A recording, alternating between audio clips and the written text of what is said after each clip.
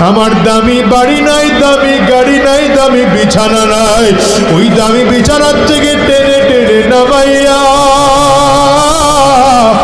নিচে চাটাই বিছাইয়া শোয়া দিবে।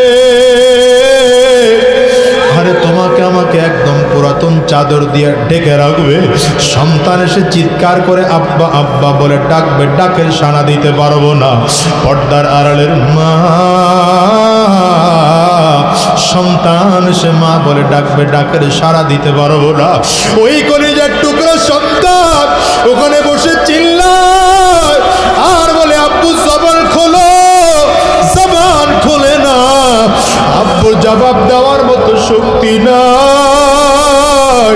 একদল লোক চলিয়া যাবে বাজার থেকে কাফনের কাপড় কিনে আনার জন্য, একদল লোক চলিয়া যাবে সাবান কিনে আনার জন্য, একদল লোক চলিয়া যাবে বাঁশ কিনে আনার জন্য। বাজার থেকে বাঁশ কাটিয়া আরে কাঁচা বাঁশগুলো দিয়া কবরের মধ্যে সুন্দর করে কবর খনন করিয়া তোমাকে আমাকে বাগানের কিনারা নিয়ে গোসল করায় 3টা কাপড় দিয়া প্যাকেট করবে। একটা মাথার মধ্যে বান্ধিবে, আর একটা কোমরে বানার, একটা পায়ের মধ্যে বান্ধিয়া জানাজাটা কমপ্লিট করাইয়া 3 জনে ধরাধরি করিয়া লাশ কবরের মধ্যে নিয়ে নামাবে।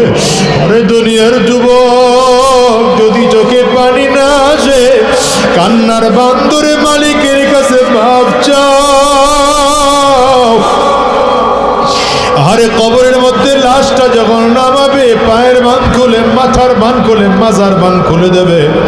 ও দুনিয়ার যুবকেরা, একটা একটা করে বাঁশ বিছায়া চাটাই দিতে আরম্ভ করবে। মাটির চাকাগুলো দেয়